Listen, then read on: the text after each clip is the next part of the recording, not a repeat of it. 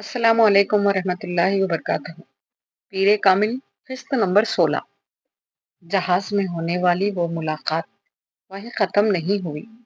وہ دونوں جاگنے کے بعد بھی آپس میں گفتگو کرتے رہے۔ فرقان نے سالار سے ان چند جملوں کے بارے میں نہیں پوچھا تھا جو اس نے نیند کی آغوش میں سماتے ہوئے بولے تھے۔ خود سالار کو بھی اندازہ نہیں تھا کہ اس نے سونے سے پہلے اس سے کچھ کہا تھا۔ اگر کہا تھا تو کیا کہا تھا؟ سفر ختم ہونے سے پہلے ان دونوں نے آپس میں کانٹیکٹ نمبرز اور ایڈریس کا تبادلہ کیا۔ پھر سالار نے اسے انیتا کی شادی پر انوائٹ کیا۔ فرقان نے آنے کا وعدہ کیا، مگر سالار کو اس کا یقین نہیں تھا۔ ان دونوں کی فلائٹ کراچی تک تھی، پھر سالار کو اسلام آباد کی فلائٹ لینی تھی، جبکہ فرقان کو لاہور کی۔ ایئرپورٹ پر فرقان نے بڑی گرم جوشی کے ساتھ اس سے الوداعی مصافحہ کیا۔ انیتا کی شادی 3 دن بعد تھی اور سالار کے پاس ان 3 دنوں کے لیے بہت سے کام تھے، کچھ شادی کی مصروفیات اور کچھ اس کے اپنے مسئلے۔ وہ اگلے دن شام کو اس وقت حیران ہوا جب فرقان نے اسے فون کیا۔ 10-15 منٹ دونوں کی گفتگو ہوتی رہی۔ فون بند کرنے سے پہلے سالار نے ایک بار پھر اسے انیتا کی شادی کے بارے میں یاد دلایا۔ یہ کوئی یاد دلانے والی بات نہیں ہے، مجھے اچھی طرح یاد ہے، میں ویسے بھی اس ویکینڈ پر اسلام آباد میں ہی ہوں۔ فرقان نے جواباً کہا، وہاں مجھے اپنے گاؤں میں اپنا اسکول دیکھنے بھی جانا ہے، اس کی بلڈنگ میں کچھ اضافی تعمیر ہو رہی ہے، اسی سلسلے میں تو اسلام آباد میں اس بار میرا قیام کچھ لمبا ہی ہوگا۔ سالار نے اس کی بات کو کچھ دلچسپی سے سنا۔ گاؤں، اسکول، کیا مطلب؟ ایک اسکول چلا رہا ہوں میں، وہاں اپنے گاؤں میں۔ فرقان نے اسلام آباد کے نواحی علاقوں میں سے ایک کا نام لیا، بلکہ کئی سالوں سے۔ کس لیے؟ کس لیے؟ فرقان کو اس کے سوال نے حیران کیا۔ لوگوں کی مدد کے لیے، اور کس لیے؟ چیریٹی ورک ہے؟ نہیں، چیریٹی ورک نہیں ہے، یہ میرا فرض ہے، یہ کسی پر کوئی احسان نہیں ہے۔ فرقان نے بات کرتے کرتے موضوع بدل دیا۔ اسکول کے بارے میں مزید گفتگو نہیں ہوئی اور فون بند ہو گیا۔ فرقان انیتا کی شادی میں واقعی آ گیا تھا۔ وہ خاصی دیر وہاں رکا، مگر سالار کو محسوس ہوا کہ وہ کچھ حیران تھا۔ تمہاری فیملی تو خاصی مغرب زدہ ہے۔ سالار کو ایک دم اس کی الجھن اور حیرانی کی وجہ سمجھ میں آ گئی۔ میرا خیال تھا کہ تمہاری فیملی کچھ کنزرویٹیو سی ہوگی، کیونکہ تم نے بتایا تھا کہ تم حافظ قرآن ہو، اور تمہارا لائف اسٹائل مجھے کچھ سادہ سا لگا، مگر یہاں آ کر مجھے حیرانی ہوئی، تم اور تمہاری فیملی میں بہت فرق ہے۔ I think you are the odd one out. وہ اپنے آخری جملے پر خود ہی مسکرا دیا۔ وہ دونوں اب فرقان کی گاڑی کے قریب پہنچ چکے تھے۔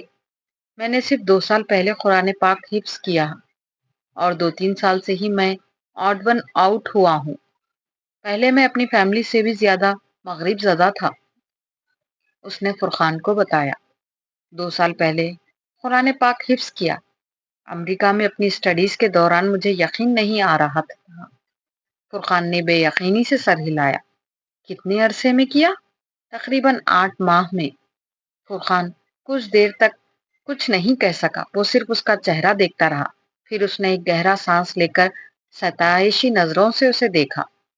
تم پر اللہ کا کوئی خاص ہی کرم ہے، ورنہ جو کچھ تم مجھے بتا رہے ہو یہ آسان کام نہیں ہے۔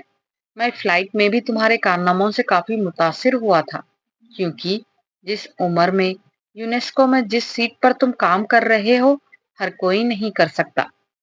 اس نے ایک بار پھر بڑی گرم جوشی کے ساتھ سالار سے ہاتھ ملایا۔ چند لمحوں کے لیے سالار کے چہرے کا رنگ تبدیل ہوا۔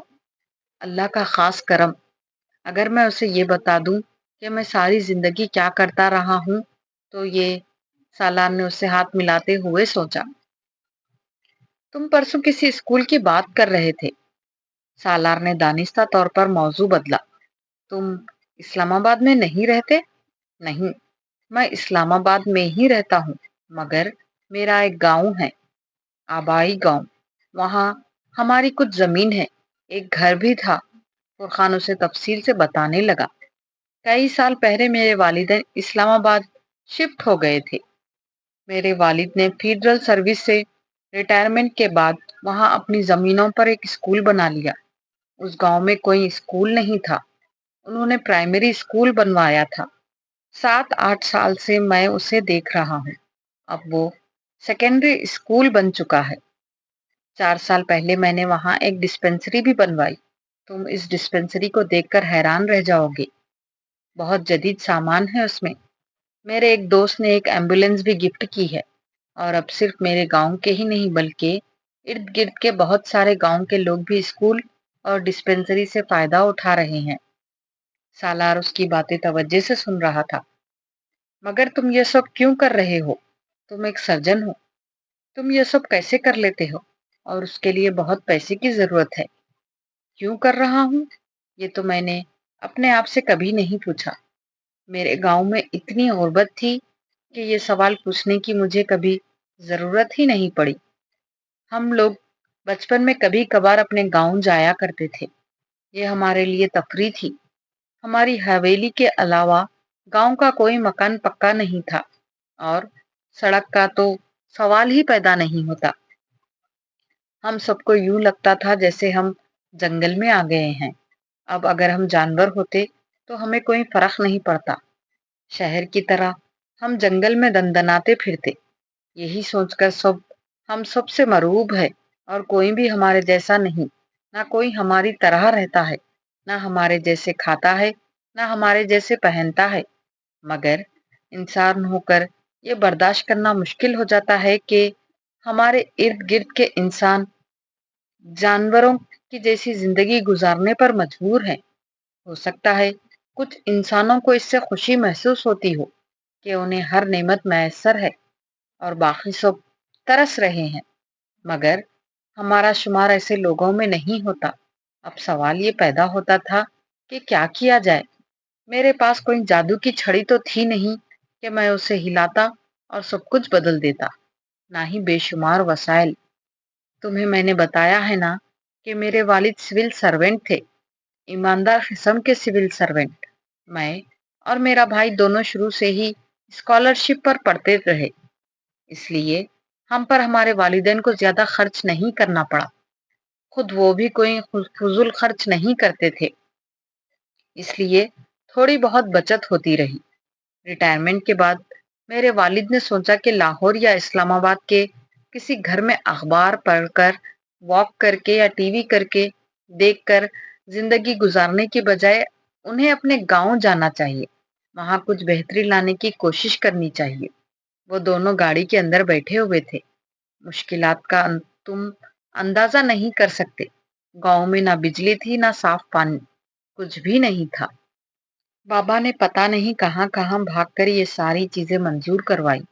جب وہاں پر پرائمری اسکول بن گیا، ایک سڑک بھی آ گئی، بجلی اور پانی جیسی سہولتیں بھی آ گئی، تو گورنمنٹ کو اچانک وہاں ایک اسکول بنانے کا خیال آیا۔ میرے والدین کی خوشی تھی کہ گورنمنٹ ان کے اسکول کو اپنی زیر نگرانی لے لے، اس میں اپنے ٹیچرز بھجوائے اور کچھ عرصے کے بعد اس اسکول کو اپ گریڈ کر دے۔ مگر محکمہ تعلیم کے ساتھ چند رابطوں میں ہی بابا کو اندازہ ہو گیا تھا کہ ایسا ہونے کی صورت میں ان کی ساری محنت پر پانی پھر جائے گا۔ بابا وہاں کتابیں، کاپیاں، یونیفارم اور ایسی کچھ ضروری چیزیں، انہوں نے باقاعدہ اس کے لیے فنڈز رکھے ہوئے تھے۔ مگر تم اندازہ کر سکتے ہو کہ گورنمنٹ کے پاس چلے جانے کے بعد اس اسکول کا کیا حشر ہوتا۔ سب سے پہلے وہ فنڈز جاتے، پھر باقی سب کچھ۔ اس لیے بابا خود ہی اس اسکول کو چلاتے رہے۔ محکمہ تعلیم نے وہاں اسکول میں پھر بھی کھولا، مگر وہاں ایک بچہ بھی نہیں گیا۔ ہار مان کر انہوں نے وہ اسکول بند کر دیا اور ہمارے اسکول کو اپ گریڈ کر دیا۔ بابا کے کچھ دوستوں نے اس سلسلے میں ان کی مدد کی۔ اس طرح اس کی اپ گریڈنگ ہوتی گئی۔ میں ان دنوں لندن میں پڑھتا تھا، اور میں روپے بچا بچا کر بھیجا کرتا تھا۔ ابھی بھی ہم اس کو اور ترقی دے رہے ہیں۔ آس پاس کے گاؤں کے لوگ بھی اپنے بچوں کو ہمارے پاس بھجواتے ہیں۔ میں جب پاکستان واپس آیا تو میں نے وہاں ایک باضابطہ قسم کی ڈسپنسری قائم کی۔ گاؤں کی آبادی بھی اب بہت بڑھ گئی ہے، لیکن گاؤں میں غربت ابھی بھی مکمل طور پر ختم نہیں ہوئی۔ تعلیم سے اتنا ضرور ہوا ہے کہ گاؤں کے کچھ بچے شہر میں آگے پڑھنے کے لیے جانے لگے ہیں، کچھ مختلف ہنر سیکھ رہے ہیں۔ وہ جو غربت کا ایک چکر تھا وہ ختم ہو رہا ہے۔ ان کی یہ نسلیں نہیں تو اگلی نسلیں شاید تمہارے اور میرے جیسے تعلیمی اداروں سے اعلیٰ ڈگریز لے کر نکلے۔ کون کہہ سکتا ہے؟ وہ مسکراتے ہوئے بولا۔ میں ہر ماہ ایک ویکینڈ پر گاؤں جاتا ہوں۔ وہاں 2 کمپاؤنڈر ہیں مگر کوئی ڈاکٹر نہیں ہے۔ ایک ویکینڈ پر میں وہاں جاتا ہوں، باقی 3 ویکینڈز پر بھی ہم کسی نہ کسی کو وہاں بھجوا دیتے ہیں۔ پھر میں وہاں ہر 3 ماہ بعد ایک میڈیکل کیمپ لگواتا ہوں۔ اور اس سب کے لیے روپیہ کہاں سے آتا ہے؟ شروع میں تو یہ بابا کا روپیہ تھا، انہی کی زمین پر اسکول بنا، ان کی گریجویٹی سے اس کی تعمیر ہوئی۔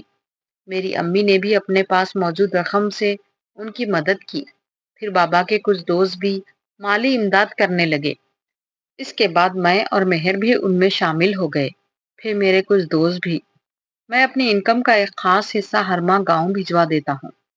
اس سے ڈسپنسری بڑے آرام سے چلتی رہتی ہے۔ جو ڈاکٹرز وہاں مہینے کے 3 ویکینڈز پر جاتے ہیں وہ کچھ چارج نہیں کرتے، ان کے لیے یہ سوشل ورک ہے۔ میڈیکل کیمپس بھی اسی طرح کے لگ جاتے ہیں، اور اسکول کے پاس اب اتنے فکس ڈپازٹ ہو چکے ہیں کہ ان سے آنے والی رقم ٹیچرز کی تنخواہ اور دوسرے اخراجات کے لیے کافی ہوتی ہے۔ ہم چند سالوں میں وہاں ٹیکنیکل ایجوکیشن کے لیے بھی کچھ کام کرنا چاہتے ہیں۔ تم کب جا رہے ہو وہاں؟ میں تو صبح نکل رہا ہوں، اگر میں تمہارے ساتھ جانا چاہوں؟ سالار نے کہا۔ موسٹ ویلکم، مگر کل تو ولیمہ ہوگا، تم یہاں مصروف ہوگے۔ فرقان نے اسے یاد دلایا۔ ولیمہ تو رات کو ہے، سارا دن تو میں فارغ ہی ہوں گا۔ کیا رات تک پہنچنا مشکل ہوگا؟ نہیں، بالکل بھی نہیں، تم بہت آسانی سے پہنچ سکتے ہو، صرف صبح کچھ جلدی نکلنا پڑے گا اگر تم واقعی وہاں چند گھنٹے گزارنا چاہتے ہو، ورنہ پھر تم واپس آ کر خاصے تھک جاؤ گے۔ فرقان نے اس سے کہا۔ میں نہیں تھکوں گا، میں یونیسیف کی ٹیمز کے ساتھ کیسے کیسے علاقوں میں سفر کرتا رہا ہوں، تمہیں اس کا اندازہ بھی نہیں ہو سکتا۔ میں فجر کے بعد تیار رہوں گا، تم مجھے وقت تو بتا دو۔ 5:30۔ اوکے، تم گھر سے نکلتے ہوئے مجھے ایک بار موبائل پر کال کر لینا اور 2-3 بار ہارن دینا، یہاں آ کر میں نکل آؤں گا، اس نے فرقان سے کہا، اور پھر خدا حافظ کہتا ہوا اندر مڑ گیا۔ اگلی صبح فرقان ٹھیک 5:30 بجے اس کے گیٹ پر ہارن دے رہا تھا، اور سالار پہلے ہی ہارن پر باہر تھا۔ تم واپس پاکستان کیوں آ گئے؟ تم انگلینڈ میں بہت آگے جا سکتے تھے۔ گاڑی شہر سے باہر والی سڑک پر بھاگ رہی تھی۔ انہیں سفر کرتے آدھا گھنٹہ ہو گیا تھا جب سالار سے اچانک اس نے پوچھا۔ انگلینڈ کو میری ضرورت نہیں تھی، پاکستان کو تھی، اس لیے میں پاکستان آ گیا، فرقان نے بڑے نارمل انداز میں کہا۔ وہاں ایک ڈاکٹر فرقان کے نہ ہونے سے کوئی فرق نہیں پڑتا، یہاں ایک ڈاکٹر فرقان کے نہ ہونے سے بہت فرق پڑ جاتا۔ یہاں میری خدمات کی ضرورت ہے، اس نے آخری جملے پر زور دیتے ہوئے کہا۔ مگر وہاں اتنے سالوں میں تم بہت آگے جا سکتے تھے، پھر پروفیشنلی بھی تم بہت کچھ سیکھ سکتے، فائنینشیلی بھی تم اس پروجیکٹ کے لیے زیادہ روپیہ حاصل کر سکتے تھے جو تم نے شروع کیا ہوا ہے۔ آفٹر آل پاکستان میں تم اتنے کامیاب نہیں ہو سکتے، سالار نے کہا۔ اگر کامیابی سے تمہاری مراد پاؤنڈز کی تعداد اور سہولتوں سے ہے تو وہاں دونوں جگہوں کا کوئی مقابلہ نہیں ہے، لیکن اگر تمہارا اشارہ علاج کی طرف ہے تو میں یہاں زیادہ لوگوں کو زندگی بانٹ رہا ہوں۔ جو اطمینان ڈاکٹر اپنے صحت یاب ہونے والے مریض کو دیکھ کر حاصل کرتا ہے تم اس کا اندازہ نہیں کر سکتے۔ انگلینڈ آنکولوجسٹ سے بھرا ہوا ہے، پاکستان میں ان کی تعداد انگلیوں پر گنی جا سکتی ہے۔ میں وہاں رہ کر پیسوں کا ڈھیر بھی یہاں بھجواتا رہتا تو کوئی فرق نہ پڑتا۔ جہاں ایک فرد کی کمی ہوتی ہے وہاں اس فرد سے ہی وہ کمی پوری ہوتی ہے، روپیہ یا دوسری کوئی چیز اس کی جگہ نہیں لے سکتا۔ میں بہت خانے ہوں، سالار، میری پوری فیملی بہت خانے ہیں۔ اگر میں نے کوئی چیز سیکھی ہے تو وہ سب سے پہلے میرے اپنے لوگوں کے کام آنی چاہیے۔ میں اپنے لوگوں کو مرتا چھوڑ کر دوسرے لوگوں کی زندگی نہیں بچا سکتا۔ پاکستان میں کچھ بھی صحیح نہیں ہے، سب کچھ خراب ہے، کچھ بھی ٹھیک نہیں۔ سہولتوں سے خالی ہاسپٹلز اور حد سے زیادہ برا اور کرپٹ ہیلتھ سسٹم۔ جس برائی اور خامی کا سوچو وہ یہاں ہے، مگر میں اس جگہ کو نہیں چھوڑ سکتا۔ اگر میرے ہاتھ میں شفا ہے تو پھر سب سے پہلے یہ شفا میرے اپنے لوگوں کے حصے میں آنی چاہیے۔ سالار بہت دیر تک کچھ نہیں بول سکا۔ گاڑی میں ایک دم خاموشی چھا گئی۔ تم نے مجھ سے یہ سوال پوچھ لیا کہ میں پاکستان کیوں آ گیا۔ کیا اب میں تم سے یہ سوال پوچھوں کہ تم پاکستان کیوں نہیں آ جاتے؟ فرقان نے کچھ دیر کی خاموشی کے بعد مسکراتے ہوئے کہا، میں یہاں نہیں رہ سکتا۔ سالار نے بے اختیار کہا، تم پیسوں اور سہولتوں کی وجہ سے یہ کہہ رہے ہو۔ نہیں، پیسہ یا سہولتیں میرا مسئلہ نہیں، نہ اب نہ ہی پہلے کبھی۔ تم میرا فیملی بیک گراؤنڈ جان چکے ہو۔ پھر کچھ بھی نہیں، بس میں یہاں نہیں آ سکتا۔ اس نے قطعی لہجے میں کہا، یہاں تمہاری ضرورت ہے۔ کس کو؟ اس ملک کو؟ سالار بے اختیار مسکرایا، میں تمہاری طرح کی حب الوطنی نہیں رکھتا، میرے بغیر بھی سب کچھ ٹھیک ہے یہاں۔ ایک ڈاکٹر کی اور بات ہے، مگر ایک اکانومسٹ تو کسی کو زندگی اور موت نہیں دے سکتا۔ تم جو سروسز وہاں دے رہے ہو وہ یہاں کے اداروں کو دے سکتے ہو۔ جو کچھ اپنے لیکچرز میں وہاں کی یونیورسٹیز میں سکھا رہے ہو یہاں کی یونیورسٹیز میں سکھا سکتے ہو۔ اس کا دل چاہا وہ فرقان سے کہے کہ وہ یہاں آ کر کچھ بھی سکھانے کے قابل نہیں رہ سکے گا، مگر وہ خاموشی سے اس کی بات سنتا رہا۔ تم نے افریقہ کی غربت، بھوک اور بیماری دیکھی ہے، تم یہاں کی غربت، بھوک اور بیماری دیکھو گے تو حیران رہ جاؤ گے۔ یہاں صورتحال ان ملکوں کی طرح خراب نہیں ہے فرقان، یہاں اتنی پسماندگی نہیں ہے۔ اسلام آباد کے جس سیکٹر میں تم پلے بڑے ہو وہاں رہ کر ارد گرد کی زندگی کا اندازہ لگانا بہت مشکل ہے۔ تم اسلام آباد کے قریبی گاؤں میں چلے جاؤ تو تمہیں اندازہ ہو جائے گا کہ یہ ملک کتنا خوشحال ہے۔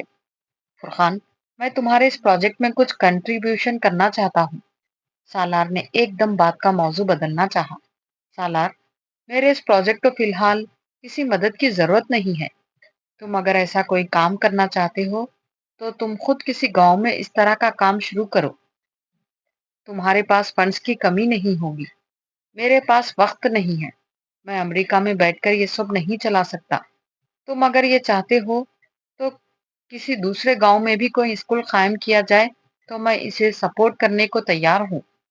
میرے لیے ذاتی طور پر وقت دینا مشکل ہے۔ فرقان اس بار خاموش رہا۔ شاید اسے اندازہ ہو گیا تھا کہ سالار اب اس کے اصرار پر کچھ جھنجھلا رہا تھا۔ بات کا موضوع ایک بار پھر فرقان کے گاؤں کی طرف مڑ گیا۔ وہ دن سالار کی زندگی کے یادگار ترین دنوں میں سے ایک تھا۔ وہ اس اسکول کو دیکھ کر واقعی بڑا متاثر ہوا تھا، مگر اس سے بھی زیادہ متاثر وہ اس ڈسپنسری کو دیکھ کر ہوا تھا جہاں وہ گیا تھا۔ اسے ایک چھوٹا ہاسپٹل کہنا زیادہ بہتر تھا۔ ڈاکٹر کے نہ ہونے کے باوجود وہ بڑے منظم طریقے سے چلایا جا رہا تھا۔ اس دن فرقان کی آمد متوقع تھی اور اس کے انتظار میں مریضوں کی ایک بڑی تعداد بھی موجود تھی۔ فرقان آتے ہی مصروف ہو گیا۔ ہاسپٹل کا احاطہ مریضوں سے بھرا ہوا تھا۔ وہاں ہر عمر اور ہر طرح کے مریض تھے، نوزائیدہ بچے، عورتیں، بوڑھے، جوان۔ سالار احاطے میں لاشعوری طور پر چہل قدمی کرتا رہا۔ وہاں موجود چند لوگوں نے اسے بھی ڈاکٹر سمجھا اور اس کے قریب چلے آئے۔ سالار ان سے بات چیت کرنے لگا۔ زندگی میں وہ پہلی بار کینسر کے ایک اسپیشلسٹ کو ایک فزیشین کے طور پر چیک اپ کرتے اور نسخے لکھتے دیکھ رہا تھا، اور اس نے اعتراف کیا اس نے زندگی میں فرقان سے اچھا ڈاکٹر کبھی نہیں دیکھا تھا۔ وہ بے حد پروفیشنل اور بے حد نرم مزاج تھا۔ اس تمام عمل میں اس کے چہرے کی مسکراہٹ ایک لمحے کے لیے بھی غائب نہیں ہوئی تھی۔ سالار کو یوں لگ رہا تھا جیسے اس نے اپنے ہونٹوں پر مسکراہٹ کو کسی چیز کے ساتھ چپکایا ہوا تھا۔ کچھ وقت گزرنے کے بعد اس نے سالار کو ایک آدمی کے ساتھ اسکول بھجوا دیا تھا۔ وہ وہاں اس کے والدین سے ملا۔ وہ اس کی آمد سے پہلے ہی باخبر تھے۔ یقیناً فرقان نے ان کو فون پر بتا دیا تھا۔ وہ ان کے ساتھ اسکول میں پھرتا رہا۔ اسکول کی عمارت اس کی توقعات سے برعکس بہت وسیع اور بہت اچھی بنی ہوئی تھی۔ اسے وہاں موجود بچوں کی تعداد دیکھ کر بھی حیرت ہو رہی تھی۔ وہاں کچھ گھنٹے رکنے کے بعد وہ ان دونوں کے ساتھ ان کی حویلی میں آ گیا۔ حویلی کے بیرونی دروازے سے اندر داخل ہوتے ہی بے اختیار اس کا دل خوش ہوا تھا۔ اسے اس گاؤں میں اس قسم کے شاندار لان کی توقع نہیں تھی۔ وہاں پودوں کی بھرمار تھی مگر بے ترتیبی نہیں تھی۔ بہت شاندار لان ہے، بہت آرٹسٹک۔ وہ تعریف کیے بغیر نہیں رہ سکا۔ یہ شکیل صاحب کا شوق ہے، فرقان کی امی نے کہا۔ میرا اور نوشین کا، فرقان کے والد نے اضافہ کیا۔ نوشین، سالار نے سوالیہ انداز میں کہا۔ فرقان کی بیوی، یہ آرٹسٹک ٹچ اسی کا ہے، انہوں نے مسکراتے ہوئے کہا۔ فرقان نے مجھے بتایا تھا کہ اس کی فیملی لاہور میں ہوتی ہے۔ سالار کو یاد تھا، ہاں وہ لوگ لاہور میں ہی ہوتے ہیں، مگر فرقان مہینے میں ایک ویکینڈ یہاں گزارتا ہے، پھر وہ اپنی فیملی بھی یہاں لاتا ہے۔ یہ سلائڈس اس کے بچوں کے لیے لگوائی گئی ہیں۔ نوشین بھی ڈاکٹر ہے، ابھی بچے چھوٹے ہیں اس لیے پریکٹس نہیں کرتی، مگر جب یہاں آتی ہے تو فرقان کے ساتھ ڈسپنسری جاتی ہے۔ اس بار وہ اپنے بھائی کی شادی میں مصروف تھی، اس لیے فرقان کے ساتھ نہیں آ سکی۔ وہ ادھر ادھر نظریں دوڑاتا ان کی باتیں سنتا رہا۔ وہ ان کے ساتھ لنچ کرنے کے لیے گھر پر آیا تھا اور اس کا خیال تھا کہ کچھ دیر تک فرقان بھی آ جائے گا، مگر جب کھانا لگنا شروع ہو گیا تو اس نے فرقان کے بارے میں پوچھا۔ وہ دوپہر کا کھانا یہاں نہیں کھاتا، صرف ایک سینڈوچ اور چائے کا کپ لیتا ہے، اس میں بھی 5 منٹ سے زیادہ نہیں لگتے۔ اس کے پاس مریض اتنے ہوتے ہیں کہ وہ شام تک بالکل فارغ نہیں ہوتا، کھانا وانا بالکل بھول جاتا ہے۔ فرقان کی امی نے اس سے کہا۔ وہ ان کے ساتھ باتیں کرتے ہوئے کھانا کھانے لگا۔ فرقان کے والد فائنانس ڈویژن میں ہی کام کرتے رہے تھے اور 20ویں گریڈ میں ریٹائر ہوئے تھے۔ یہ جان کر کے سالار کا تعلق بھی فائنانس سے ہی تھا، ان کے جوش میں کچھ اضافہ ہو گیا۔ سالار کو ان سے باتیں کرتے ہوئے وقت گزرنے کا احساس نہیں ہوا۔ سالار نے ان سے اس اسکول کے حوالے سے بات کی۔ اسکول کے لیے ہمیں فی الحال کسی چیز کی ضرورت نہیں ہے، ہمارے پاس خاصے فنڈز ہیں۔ فرقان کا ایک دوست ایک نیا بلاک بھی بنوا رہا ہے، بلکہ بن ہی چکا ہے، تم نے تو دیکھا ہی ہے۔ ہاں، تم اگر کچھ کرنا چاہتے ہو تو ڈسپنسری کے لیے کرو۔ ہمیں ایک مستقل ڈاکٹر کی ضرورت ہے اور ہم اس کے لیے ہیلتھ منسٹری میں بہت دفعہ درخواستیں دے چکے ہیں۔ فرقان نے اپنے تعلقات بھی استعمال کیے ہیں، مگر کوئی بھی ڈاکٹر یہاں مستقل طور پر آ کر رہنے کو تیار نہیں، اور ہمیں ایک ڈاکٹر کی اشد ضرورت ہے۔ تم نے مریضوں کی تعداد تو دیکھی ہی ہوگی، ایک قریبی گاؤں میں ایک ڈسپنسری اور ڈاکٹر ہے، مگر ڈاکٹر مستقل چھٹی پر ہے اور اگلا ڈاکٹر بھی آنے سے پہلے ہی چھٹی پر چلا جاتا ہے۔ میں اس سلسلے میں جو کچھ کر سکا ضرور کروں گا، لیکن میں چاہتا ہوں کہ اسکول کے لیے بھی کچھ کروں۔ میں واپس جانے کے بعد کوشش کروں گا کہ آپ کو یونیسکو کی طرف سے کسی NGO کے ذریعے ہر سال کچھ گرانٹ بھی ملتی رہے، لیکن ہمیں اس کی ضرورت نہیں ہے۔ یہ سب کچھ تو تم نے دیکھا ہے، یہ سب ہم لوگوں نے خود کیا ہے، ہماری فیملی نے، رشتے داروں نے، فیملی فرینڈز نے، میرے واقف کاروں نے، میرے بچوں کے دوستوں نے۔ ہمیں کبھی کسی حکومتی یا بین الاقوامی ایجنسی کی گرانٹ کی ضرورت ہی نہیں پڑی۔ کب تک یونیسکو آ کر ہمارے لوگوں کی بھوک، جہالت اور بیماری ختم کرتی رہے گی؟ جو کام ہم اپنے وسائل سے کر سکتے ہیں وہ ہمیں اپنے وسائل سے ہی کرنے چاہیے۔ میں صرف یہ چاہتا تھا کہ آپ اس پروجیکٹ کو اور بڑھائیں۔ سالار بے اختیار بولتے ہوئے لڑکھڑایا۔ یہ بہت بڑھ جائے گا، تم 20 سال بعد یہاں آ کر دیکھو گے تو یہ گاؤں تمہیں ایک مختلف گاؤں ملے گا۔ جتنی غربت تم نے آج یہاں دیکھی ہے وہ تب نہیں ہوگی، ان کا کل آج سے مختلف ہوگا۔ فرقان کے والد نے بے حد اطمینان سے کہا۔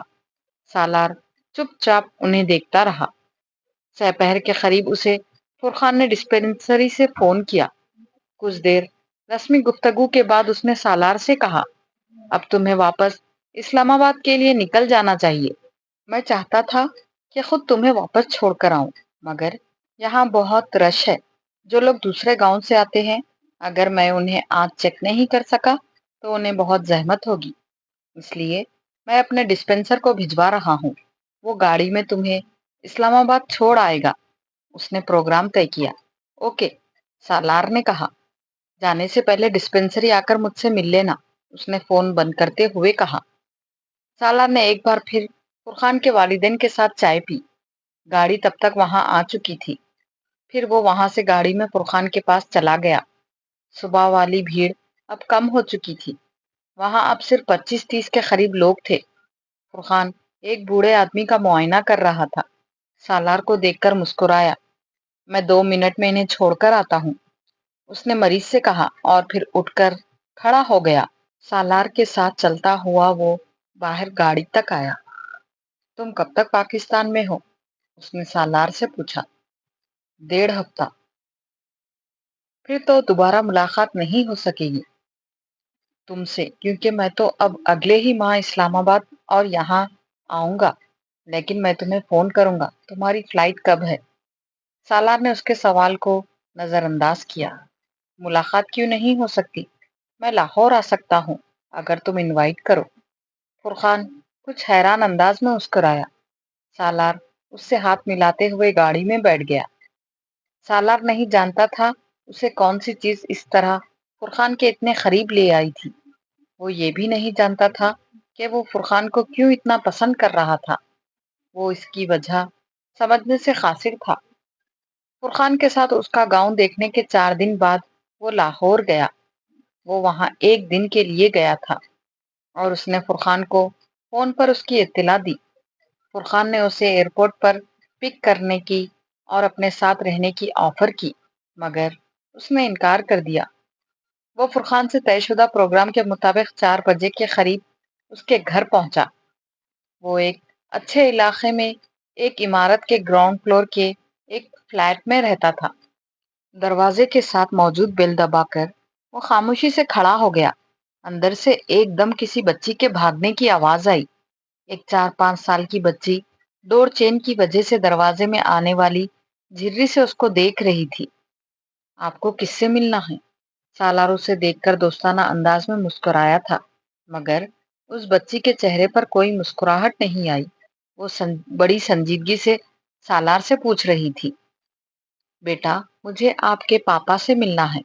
اس بچی اور فرقان کے چہرے میں اتنی مماثلت تھی کہ اس کے لیے یہ اندازہ لگانا مشکل نہیں تھا کہ وہ فرقان کی بیٹی تھی۔ پاپا اس وقت کسی سے نہیں ملتے، اسے بڑی سنجیدگی سے اطلاع دی گئی۔ مجھ سے مل لیں گے، سالار نے خطرے محفوظ ہوتے ہوئے کہا۔ آپ سے کیوں مل لیں گے؟ فوراً جواب آیا، کیونکہ میں ان کا دوست ہوں۔ آپ انہیں جا کر بتائیں گی کہ سالار انکل آئے ہیں تو وہ مجھ سے مل لیں گے۔ سالار نے مسکراتے ہوئے نرمی سے کہا۔ وہ اس کی مسکراہٹ سے متاثر نہیں ہوئی۔ لیکن آپ میرے انکل تو نہیں ہیں۔ سالار کو بے اختیار ہنسی آ گئی۔ آپ نہ ہنسے، وہ بے اختیار بگڑی۔ سالار پنجوں کے بل اس کے مقابل بیٹھ گیا۔ اچھا، میں نہیں ہنستا، اس نے چہرے کی مسکراہٹ کو چھپایا۔ آپ اس فراک میں بہت اچھی لگ رہی ہیں۔ وہ اب کچھ قریب سے اس کا جائزہ لیتے ہوئے بولا۔ اس کی تعریف نے دروازے کی جھری میں سے جھانکتی ہوئی محترمہ کے تاثرات اور موڈ میں کوئی تبدیلی نہیں کی۔ لیکن آپ مجھے اچھے نہیں لگے، اس کے جملے سے زیادہ اس کے تاثرات نے سالار کو محفوظ کیا۔ وہ اب کچھ دور سے فلیٹ کے اندر کسی کے قدموں کی آواز سن رہا تھا۔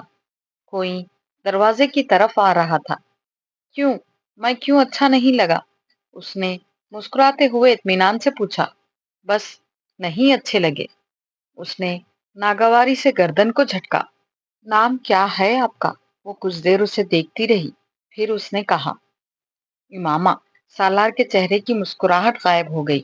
اس نے دروازے کی جھڑی میں سے امامہ کے عقب میں فرقان کو دیکھا۔ وہ امامہ کو اٹھاتے ہوئے دروازہ کھول رہا تھا۔ سالار کھڑا ہو گیا۔ فرقان نہا کر نکلا تھا، اس کے بال گیلے اور بے ترتیب تھے۔ سالار نے مسکرانے کی کوشش کی، وہ فوری طور پر کامیاب نہیں ہو سکا۔ فرقان نے اس سے ہاتھ ملایا۔ میں تمہارا ہی انتظار کر رہا تھا، وہ اس کے ساتھ اندر جاتے ہوئے بولا۔ وہ دونوں اب ڈرائنگ روم میں داخل ہو رہے تھے۔ امامہ فرقان کی گود میں چڑھی ہوئی تھی اور اسے مسلسل کان میں کچھ بتانے کی کوشش کر رہی تھی، جسے فرقان مسلسل نظر انداز کر رہا تھا۔ انکل، سالار سے ملی ہیں آپ؟ فرقان نے سالار کو بیٹھنے کا اشارہ کرتے ہوئے امامہ سے پوچھا۔ وہ اب خود بھی اس صوفے پر بیٹھ رہا تھا۔ یہ مجھے اچھے نہیں لگتے، اس نے باپ تک اپنی ناپسندیدگی پہنچائی۔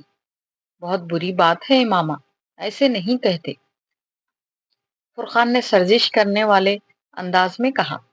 آپ انکل کے پاس جائیں اور ان سے ہاتھ ملائیں۔ اس نے امامہ کو نیچے اتار دیا۔ وہ سالار کی طرف جانے کی بجائے ایک دم بھاگتے ہوئے باہر چلی گئی۔ حیرانی کی بات ہے کہ اسے تم اچھے نہیں لگے، ورنہ اس کو میرا ہر دوست اچھا لگتا ہے۔ آج اس کا موڈ بھی کچھ آف ہے، فرقان نے مسکراتے ہوئے وضاحت کی۔